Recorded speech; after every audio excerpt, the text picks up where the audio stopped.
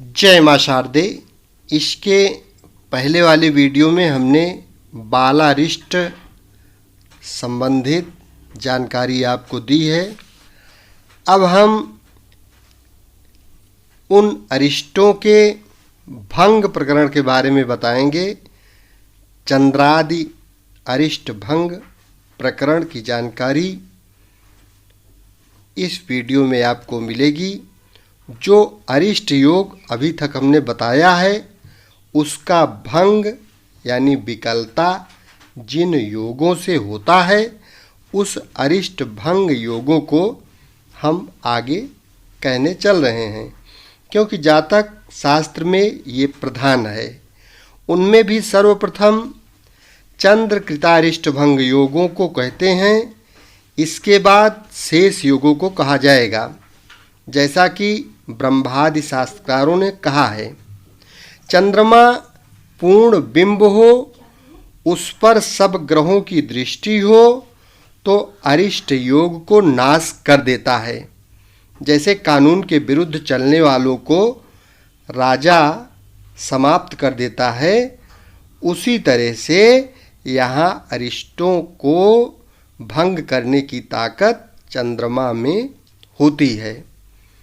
तथा पूर्ण चंद्रमा अपने मित्र के नवांश में हो और शुक्र से दृष्ट हो तो अरिष्ट भंग कारक होता है। जैसे वात रोग हरण कारक में वस्ती क्रिया श्रेष्ठ अर्थात प्रधान मानी गई है।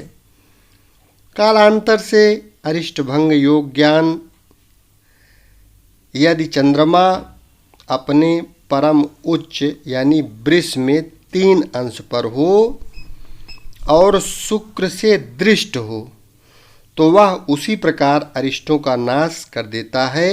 जैसे कफ और पित्त के दोष को विरेक यानी जुलाब और वमन उल्टी नष्ट कर देती है। शुभ ग्रहों के वर्ग गृह होरादि में क्षीण चंद्रमा भी यदि शुभ ग्रह से दृष्ट हो तो अरिष्ट का उसी प्रकार नाश कर देता है, जैसे जायफर के छिकले से या जायफर के छिकले का काढ़ा महातिसार व्याधि को विनष्ट कर देता है। जन्म पत्रिका में चंद्रमा से 7वें, 8वें और 6ठे में पाप ग्रह से रहित शुभ ग्रह मात्र हो तो अरिष्ट का नाश कर देता है। जैसे उन्माद रोग को कल्याण घृत नाश कर देता है, उसी प्रकार अरिष्ट को नष्ट कर देता है। यदि चंद्रमा शुभ फल प्रदान करता शुभ ग्रहों से युत हो और शुभ ग्रह के द्रेष काण में हो तो उसी प्रकार अरिष्टों का नाश करता है। जैसे लवण युक्त घृत नेत्र रोग को समाप्त कर देता है। जन्म पत्रिका में पूर्ण बिंब चंद्रमा यदि शुभ ग्रह के द्वादशांश में हो तो अरिष्ट को नष्ट कर देता है। जैसे माठा बवासीर आदि को नष्ट करता है। तथा चंद्रमा यदि शुभ ग्रह की राशि में लग्नेश से दृष्ट हो तो उस पर अन्य पाप ग्रह की दृष्टि न हो तो अरिष्ट को नष्ट कर देता है। जैसे कुलवधू कुलांगना अन्य पुरुष से संग करके कुल को नष्ट कर देती है।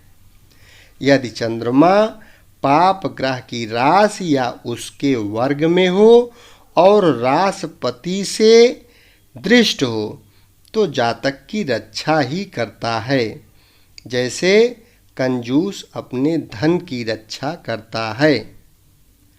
यदि जन्म राशि बली हो तथा शुभ ग्रह मित्र से दृष्ट हो तो जैसे भीरु यानी डरपोक संग्राम में जाकर भी किसी को नहीं मारता है, उसी प्रकार चंद्रमा भी अरिष्ट कारक नहीं होता है। जन्म राशिपति लग्न में हो, उस पर शुभ ग्रहों की दृष्टि हो तो अरिष्ट का नाश होता है। जैसे उषड़ा, कृष्ण सिप्पली और बिदल बांस के छिलका को जलाकर बनाया हुआ आंजन काजल शुल्क यानी धवलता को नष्ट कर देता है। अर्थात जिस प्रकार आँख की फूली समाप्त कर देता है, उसी प्रकार अरिष्ट भी नष्ट हो जाते हैं। संपूर्ण बिंब, पूर्ण बिंब यानी पूर्णिमा का चंद्रमा यदि अपने उच्च, अपनी राशि, मित्र के खड्वर्ग या अपने खड्वर्ग में हो, उस पर केवल शुभ ग्रह की दृष्टि हो, अपने शत्रु और पाप ग्रह से युत दृष्ट नहीं हो, तो कठिन अरिष्ट को नष्ट करता है। जैसे सूर्य दुस्तर यानी कठिन प्रालेय पाला को नष्ट कर देता है।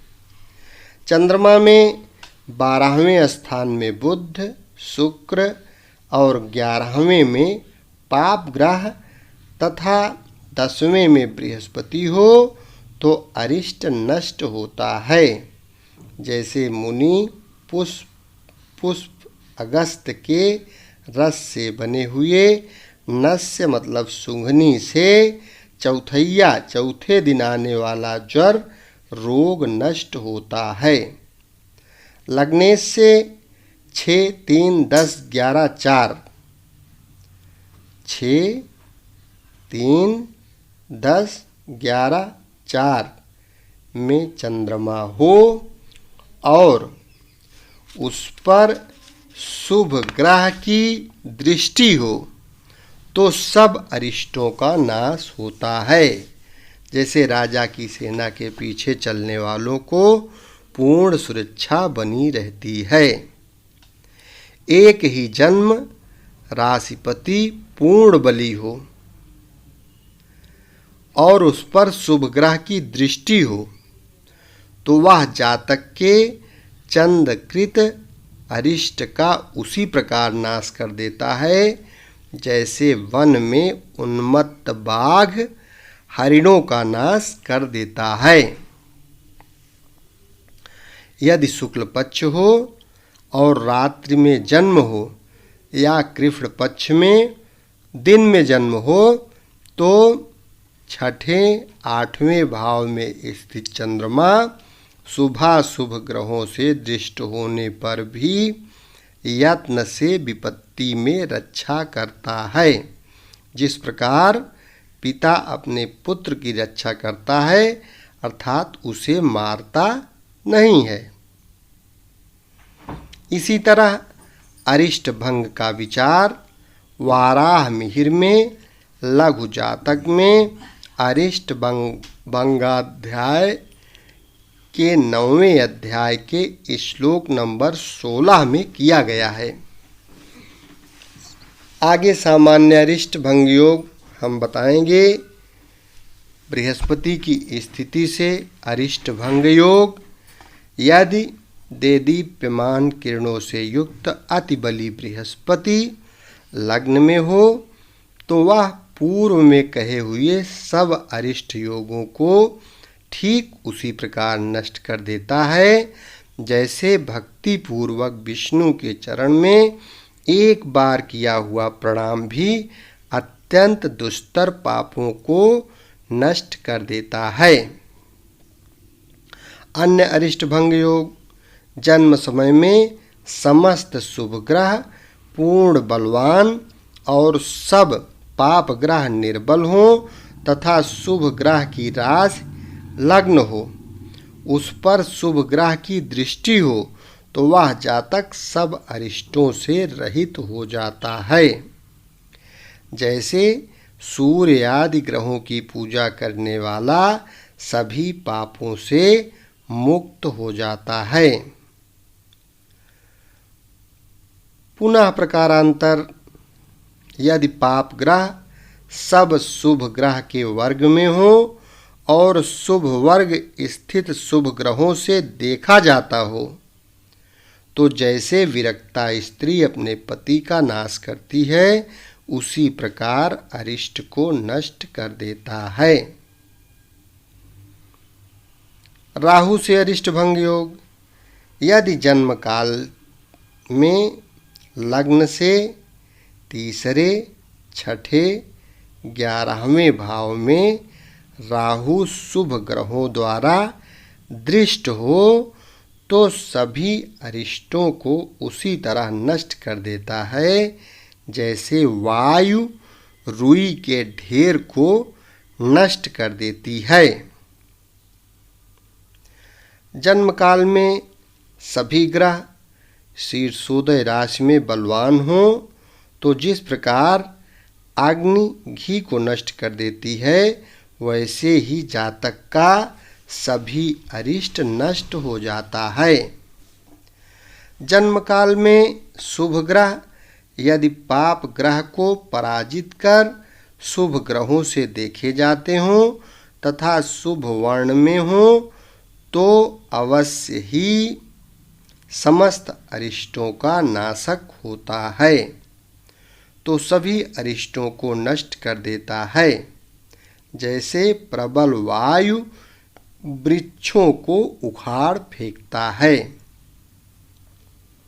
यदि अरिष्ट कारक ग्रह किसी ग्रह से घिरा हुआ हो, यानी युत हो, पाप ग्रह से दृष्ट हो, तो भी सभी अरिष्टों का नाश होता है। जैसे सूर्य ग्रहण में कुरुक्षेत्र आदि में स्नान करने पर पाप नष्ट हो जाते हैं। जन्म काल में सुख स्पर्श, मंद पवन सहित आकाश में मनोहर मेघ हों तथा ग्रह समूह भी प्रबल निर्मल बिंब वाले हों, तो क्षण भर में अरिष्ट शांत हो जाते हैं। जैसे जल की धारा रजकण अर्थात धूल समुदाय को शांत कर देती है।